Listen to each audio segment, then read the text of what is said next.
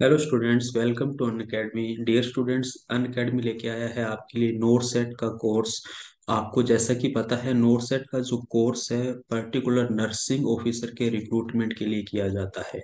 जो हमारे nursing officer recruitment है, जो हमारा various state governments and central government nursing officer के रिक्रूटमेंट के लिए करती है, उसी कैटेगरी के अंडर में हमने नोट सेट कोर्स को इंट्रोड्यूस किया है। काफ़ी ज़्यादा स्टूडेंट्स की डिमांड थी, क्योंकि नोट सेट्स का जो हमारा सिलेबस है, इसमें मैक्सिमम नंबर ऑफ हमारे पास में सब्जेक्ट और पर्टिकुलर किसी एक ऐप पर सभी सब्जेक्ट अवेलेबल नहीं है। तो इसी को ध्यान में रखते हुए और प्रीवियस ईयर के जितने भी क्वेश्चंस हैं उन सबको हमने साथ में लेते हुए बहुत ही सरलता से हर कंसेप्ट को समझाने की कोशिश की है इस कोर्स के अंदर, जो हमारा कोर्स जल्दी ही लॉन्च होने वाला है। ठीक है। इसके जो लेक्चर्स हैं हमने जो रिकॉर्ड किए हैं, कुछ हमारे लाइव लेक्चर्स भी रहेंगे, जो पर्टिकुलर सभी स्टूडेंट्स को बहुत ही ज्यादा इंटरेस्टिंग लगने वाले हैं। किस तरह से कंसेप्चुअल और स्मार्ट वर्क से हमने प्रैक्टिस की है, ये आपको सिखाया जाएगा। आज के जो हमारा पर्टिकुलर सेशन है वो नोट सेट के पीवाई के ऊपर है, यानी कि प्रीवियस ईयर्स में किस प्रकार के क्वेश्चंस आते हैं और कैसे उनको हैंडल करना चाहिए, कैसे स्मार्ट वर्क से जब भी हम दो ऑप्शंस के बीच में कंफ्यूज हो कैसे हम उसका सॉल्यूशंस निकाल सकते हैं। तो एक एक करके बेटा हम सभी क्वेश्चंस को स्टार्ट करते हैं। कुछ 15 to 20 नंबर्स के आसपास में मोस्ट इंपोर्टेंट क्वेश्चंस लेके आया हूँ, और ये रिपीटेटिव यानी कि बार बार आते रहे हैं। ठीक है। हम बात करते हैं, पहला हमारा क्वेश्चन है pernicious anaemia is due to deficiency of which vitamins. तो हम यहाँ पर बात करना चाहते हैं किस विटामिन के कारण परनीसियस एनीमिया होता है। सबसे पहली बात तो एनीमिया हमारे पास में क्या है बेटा, आरबीसी की कमी है। क्या हीमोग्लोबिन की कमी है? यस। हीमोग्लोबिन की कमी को दूसरे शब्दों में कह सकते हैं आयरन की कमी है। यस। या फिर हम ब्रॉड कैटेगरी में कह सकते हैं ब्लड की कमी हो जाना, दैट इज द एनीमिया। अब बेटा ये जो एनीमिया होता है ये एक्चुअलिटी में हमारे पास में विटामिन B9 के कारण भी होता है, विटामिन B12 के कारण भी होता है, और कैस्टल इंट्रिंसिक फैक्टर्स के कारण भी होता है। अब ये जो कैस्टल इंट्रिंसिक फैक्टर है बेटा, ये एक्चुअलिटी में हमारा जो गैस्ट्रिक ग्लैंड है उससे रिलीज होता है, और ये कैस्टल इंट्रिंसिक फैक्टर हेल्प करता है इन द एब्जॉर्प्शन ऑफ, क्या बात कर रहा हूं, in the absorption of vitamin B12। Vitamin B12 का मोस्ट कॉमन नाम हम हमसे अगर पूछा जाए तो अपने को पता होना चाहिए, दैट इज द साइनोकोबालामिन है। और अगर हम बात करें इसी की कमी से बेटा हमें क्या देखने को मिलता है, परनीसियस एनीमिया देखने को मिलता है। जबकि विटामिन B9 की कमी से हमें क्या देखने को मिलता है, यहाँ पर मैक्रोसाइटिक एनीमिया देखने को मिलता है, या हम दूसरे शब्दों में कहें आरबीसी का साइज नॉर्मल से ज्यादा हो जाता है। तो ये कंसेप्ट अपने को याद रखना है। विटामिन ए तो हमारे पास में बेसिकली क्या है बेटा, रेटिनोल है, कलर ब्लाइंडनेस होती है। विटामिन B मैंने कहा फोलिक एसिड है, और विटामिन B5 की बात करें तो पेंटोथेनिक एसिड्स होता है हमारे पास में। ठीक है। तो अल्टीमेटली हमारा यहाँ पर जो राइट आंसर है हमारा, that is the vitamin B12 है, that is the responsible for, हम बात कर सकते हैं परनीसियस एनीमिया। नेक्स्ट हम बात करते हैं which electrolyte has to be maintain in the lithium therapy. बेटा ये मोस्ट इंपोर्टेंट क्वेश्चन है, कई बार ये रिपीटेटिव वे के अंदर क्वेश्चंस पूछा जा चुका है, आपको याद रखना है। सबसे पहली बात तो लिथियम थेरेपी के बारे में हमें पता हो यार, ये किस लिए की जाती है। तो ये हम लिथियम थेरेपी पर्टिकुलर करते हैं, जैसे कि हम यहाँ पर बात कर सकते हैं जो हमारे पास में डिफरेंट मूड डिसऑर्डर होते हैं उनको ट्रीट करने के लिए की जाती है। जैसे कि हम यहाँ पर बात कर सकते हैं बाइपोलर डिसऑर्डर को ट्रीट करने के लिए की जाएगी, या फिर हम मेनिया की बात कर सकते हैं, यानी कि हाईली एक्साइटेड कंडीशंस पर पेशेंट की जो होती है उसको ट्रीट करने के लिए की जाती है। इस थेरेपी के अंदर हमारा क्या होता है, यूरिन से मैक्सिमम लॉस होता है बेटा, किसका, सोडियम आयंस का। तो इस कारण से हम सोडियम आयंस की कंसेंट्रेशन को मेंटेन रखते हैं। पोटेशियम तो हम चाहते ही है लॉस हो, एक्सेसिव अमाउंट में रहे नहीं, और कैल्शियम एंड मैग्नीशियम तो हमारे पास में लॉस होगा। तो बेटा इसका तो सोर्स हमारे पास में इमिडिएटली कौन होता है बेटा, बोन्स होती है। तो बोन्स से कंटिन्यू हमारा कैल्शियम मैग्नीशियम आ सकता है, लेकिन अगर सोडियम की बात करें तो ये सोल्ट रिटेंशन होगा, इसीलिए हमें सोडियम को हमेशा मेंटेन करना पड़ता है लिथियम थेरेपी के अंडर में। ठीक है। नेक्स्ट क्वेश्चंस की तरफ बढ़ते हैं। Following statements are true regarding COVID. देखिए कोविड यानी कि हम बात कर रहे हैं कोरोना वायरस की। एक एक करके देखते हैं कौन सा स्टेटमेंट हमारा गलत है। यहाँ पे पूछा है ट्रू रिगार्डिंग एक्सेप्ट, तो क्वेश्चंस को हमेशा ध्यान से पढ़ना। Maintain distance 2 metre to prevent COVID, yes ये स्टेटमेंट तो सही है। COVID spreading by droplets, yes बिल्कुल ड्रॉपलेट से फैल रहा है।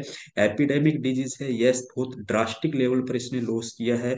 COVID more dangerous for young people, नहीं बेटा, यंग पीपल के अलावा अगर हम बात करें जो ओल्डर पर्सन है उनके लिए है, और जो अगर हम बात करें प्रेग्नेंट वुमेन है उनके लिए ये मोर डेंजरस है। तो ऑप्शन फोर्थ जो हमारा है ये सही नहीं जा रहा है, तो ये हमारा क्या होगा बेटा, यहाँ पर राइट आंसर होगा। ठीक है, नेक्स्ट क्वेश्चन की तरफ चलते हैं। Delirium tremors are withdrawal symptoms of, सबसे पहले हम बात करें डिरेलियम ट्रीमर्स है क्या बेटा, ये हमारे पास भ्रम की स्थिति है, या दूसरे शब्दों में हम कह सकते हैं कंफ्यूजन होता है, या हम बात कर सकते हैं ये हमारे पास में हेलुसिनेशंस कोज करता है, भ्रम की स्थिति करता है पैदा, या कंफ्यूजन करता है। और ये किसका विड्रोवल सिम्टम है बेटा, एल्कोहल का। जैसे कि कोई पर्सन हाईली एल्कोहलिक एडिक्टेड है, ठीक है, अब अगर हमने इसको अल्कोहल छुड़वाया है तो हम देखेंगे जब इसने लास्ट टाइम ड्रिंक किया था, लास्ट ड्रिंक के हम ऐसा कह सकते हैं आफ्टर 2 to 5 डेज के बाद, 2 to 5 डेज के बाद हमें सिम्टम्स दिखने लगते हैं। और ये जो सिम्टम्स दिखने लगेंगे बेटा ये किसके होंगे, डेरिलियम ट्रिमर्स के हमें देखने को मिलते हैं, जो एल्कोहलिज्म का हमारा क्या है मोस्ट कॉमन साइड इफेक्ट हमें या विड्रोवल सिम्टम्स के रूप में देखने को मिलता है। नेक्स्ट हम बात करते हैं which drug is used for prophylaxis of manic depressive disorder.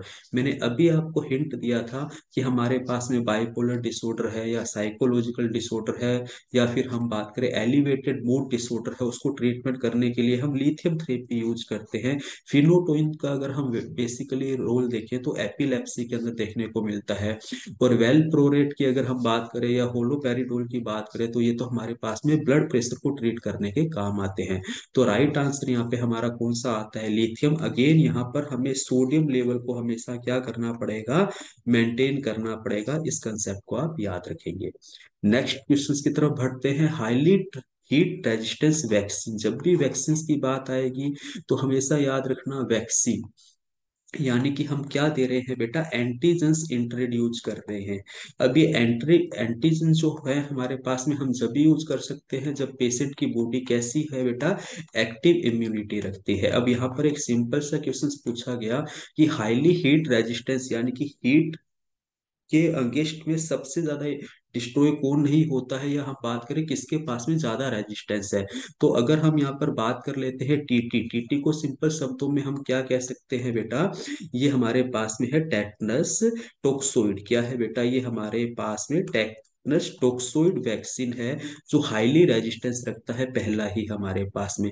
जबकि बीसीजी की बात करें, ओरल पोलियो वैक्सीन की बात करें, या एमएमआर की बात करें यानी कि मीजल्स मम्स और रूबेला की बात करें, तो ये तो हमारे पास में कैसे होते हैं बेटा, हाईली सेंसिटिव है, यानी कि हम दूसरे शब्दों में कहें हीट के इफेक्ट में आने पर ये क्या हो जाते हैं बेटा, डिस्ट्रॉय हो जाते हैं। जबकि हमारे पास में टेटनस जो हमारे पास में टोक्सोइड है ये हमारा हाईली रेजिस्टेंस रखता है। ओके, नेक्स्ट हम बात करते हैं breast milk can be stored at room temperature for how many hours, maximum बेटा अप टू द 4 आवर्स। क्या बात कर सकते हैं, मैक्सिमम अप टू 4 आवर्स। उसके बाद क्या होगा, इसके अंदर एसिडिटी प्रोड्यूस होने लगेगी, यानी कि जो हमारा इसके अंदर प्रोटीन है हमारा जो कैसिन की फॉर्म के अंदर है, वो बेटा हमारा कैल्शियम पैरा कैसिनेट के अंदर बदलने लगेगा। तो अल्टीमेटली हम यहाँ पे कह सकते हैं कोगुलेशन स्टार्ट हो जाएगा, दूसरे शब्दों में हम इसको कह सकते हैं। तो मैक्सिमम स्टोर हम अप टू 4 इयर्स तक कर सकते हैं।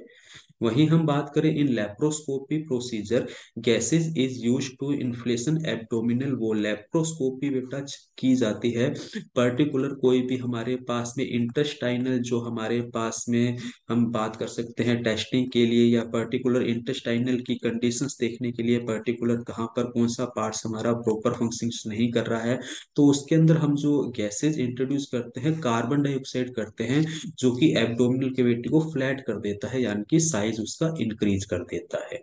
नेक्स्ट क्वेश्चन की तरफ बढ़ते हैं। Oxygen flow rate of nasal cannula, यानी कि नेजल अपर्चर के द्वारा हम क्या दे रहे हैं, ऑक्सीजन दे रहे हैं।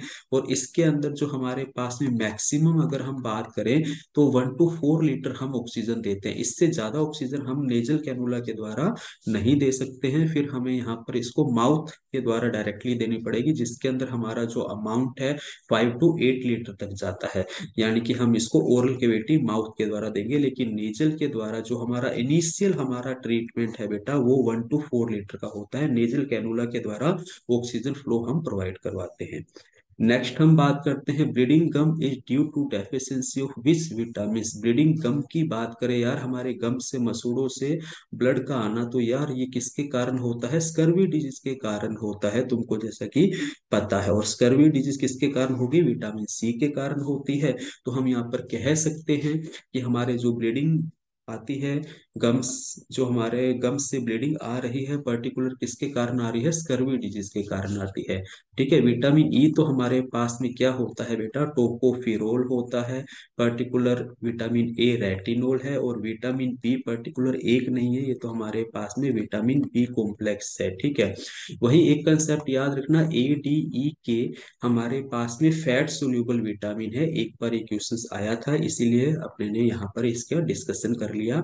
बाकी अगर विटामिन सी की बात करें या विटामिन बी कॉम्प्लेक्स की बात करें, तो ये हमारे पास में कैसे होते हैं, ये हमारे पास में होते हैं बेटा वाटर सोल्यूबल विटामिन। कैसे हैं, वाटर सोल्यूबल विटामिन। ये सभी क्वेश्चंस बेटा नोट्स के अंदर जब भी हम क्लास में डिस्कशन करेंगे वहां पे भी हमने साथ साथ लिए हैं, ताकि प्रीवियस ईयर का हमारी कोशिश है कि प्रीवियस 3 इयर्स के अंदर जितने भी क्वेश्चन है एक भी क्वेश्चन हम मिस नहीं करें। ठीक है। नेक्स्ट हम बात करते हैं नॉर्मल फेटल हार्ट रेट, यानी कि जो हमारा फीटस है उसका हार्ट रेट क्या होता है। तो नेचुरल सी बात है, उसका हार्ट रेट नॉर्मल पर्सन से हमेशा ज्यादा देखने को मिलेगा।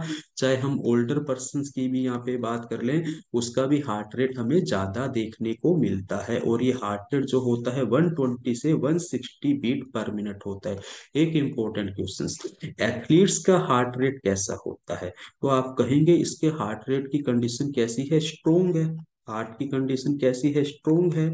यानी कि इसका जो कार्डियक आउटपुट है वो कैसा है, ज्यादा है। तो अगर एथलीट्स का हार्ट रेट पूछे तो नॉर्मल पर्सन से कम बीट करता है, क्योंकि उसका कार्डियक आउटपुट ज्यादा है। सर्कुलेटरी सिस्टम के अंदर ये बहुत ही अच्छे से समझाया गया है। उस लेक्चर को आप बिल्कुल देखना जब भी हम प्रेजेंट करेंगे उसको। ठीक है। नेक्स्ट हम बात करते हैं oral pill can cause except. Oral pills हमारे पास में एक मोस्ट कॉमन हमारे पास में कॉन्ट्रासेप्टिव मेथड्स है। ठीक है, मोस्ट एक्सेप्टेबल कॉन्ट्रासेप्टिव मेथड्स है, जो ओवरियन कैंसर को बिल्कुल लीड्स करता है, क्योंकि इसके अंदर एस्ट्रोजन और प्रोजेस्टेरोन का हाई लेवल होता है। सर्वाइकल कैंसर को, यानी कि यूट्रस की जो नेक है, उस कैंसर को भी बिल्कुल हमारा इंक्रीज करता है। Decrease risk of breast cancer नहीं बेटा, ये 5 से 7% इंक्रीज कर देता है ब्रेस्ट कैंसर को। तो अल्टीमेटली हम यहाँ पर कह रहे हैं हमारा फोर्थ थर्ड ऑप्शन जो है वो हमारा सही नहीं है, तो ये राइट आंसर बन जाएगा हमारा यहाँ पर। ठीक है। तो पर्टिकुलर हम यहाँ पे कहना चाहते हैं कि हमने आपके सामने जो जो क्वेश्चंस लेके आए हैं बेटा, every questions previous year exam में आया हुआ है, और इसी के बेस पर हम देख रहे हैं बेटा क्वेश्चंस बहुत सिंपल पूछे गए हैं। थोड़ा सा स्मार्ट वर्क करना होता है हमें। Which drug is relatively Contra indicated in the breast feeding, ये एडीआर के अंदर हमने समझाया है। जो हमारे पास में टाइप सेकंड जो हमारे पास में डायबिटिक पर्सन हैं, यानी कि अगर हम बात करें जिनके अंदर non insulin dependent diabetes mellitus, जिनके अंदर इंसुलिन कम बनता है, उनको हम एंटी डायबिटिक डोज के अंदर सल्फोनाइल यूरिया देते हैं। लेकिन प्रेग्नेंट वुमेन को ये बिल्कुल अवॉइड की जाती है, क्योंकि इसके जो कंटेंट है हमारे मिल्क के अंदर जा सकते हैं, जो कि हार्मफुल होंगे आगे कमिंग जो बेबी है, जो मिल्क का न्यूट्रिटिव कर रहा है या न्यूट्रिशन ले रहा है। तो ऑप्शन फोर्थ यहाँ पर क्या है बेटा, हमारे पास में बिल्कुल राइट आंसर है। ठीक है।